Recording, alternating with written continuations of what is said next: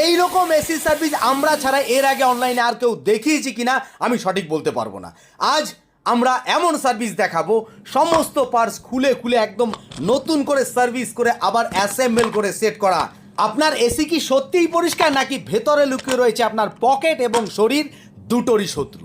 একবার কুলিং কয়েলের অবস্থা দেখুন। এই এসিটি 6 বছর পরে ডিসমেন্টাল করলাম, সমস্ত পার্টস খুলে নতুন করে অ্যাসেম্বল করে আবার সেট করব। A1 সার্ভিস বিশ্বাস করে শুধু সার্ভিসে নয়, সমস্ত কিছু সঠিকভাবে পরিষ্কার এবং পার্ট পার্ট করে খুলে সমস্ত কিছু ক্লিয়ার করার পরে সমস্ত পার্টস ঠিক আছে কিনা সেটাও থরলি চেক করা, যাতে আপনার এসি প্রায় নতুনের মতো পারফরমেন্স দেয়।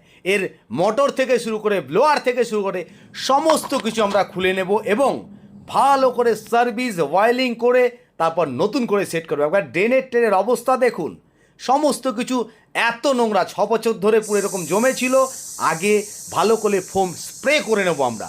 ফোম স্প্রে করলে কি হয়, এই নোংরাগুলো নরম হবে, নোংরাগুলো নরম হলে সার্ভিস অনেকটাই ইজি হয়। বা এরপরে যদি আমরা জেট পাম্পের সাহায্যে দেখুন ভালো করে এইভাবে ধোয়া শুরু করি, এই 6-7 বছরের নোংরা একদম নরম হয়ে পরিষ্কার হয়ে গলে গলে পড়ে যাবে এবং এসি ফিরে পাবে তার নতুন জীবন।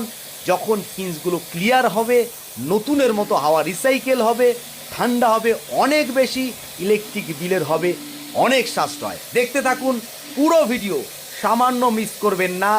একটা একটা পার্ট আলাদা আলাদা করে আমরা সার্ভিস দেখাবো আজ।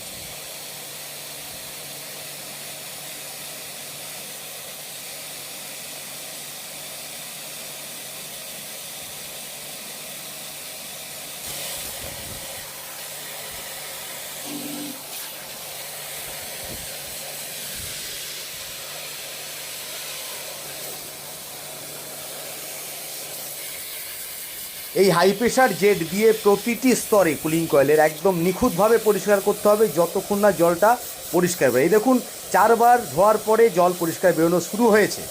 এবং এইরকম সার্ভিস যাদের বাড়ি মেইন রোডের পাশে বা কোনো কনস্ট্রাকশন এরিয়ার আশেপাশে, তাদের জন্য প্রতি 2 বছরে করা দরকার। দেখুন কত নোংরা বেরিয়েছে। এত নোংরা যদি থাকে ফিন্সগুলো পুরো জ্যাম হয়ে যায়, এর ফলে হাওয়া রিসাইকেলিংয়ের সমস্যা হয়, ইলেকট্রিক বিল অনেক বেশি আসবে, ঠান্ডা হতে অনেক সময় লাগবে, এসির নানান রকম প্রবলেম আসা শুরু হবে।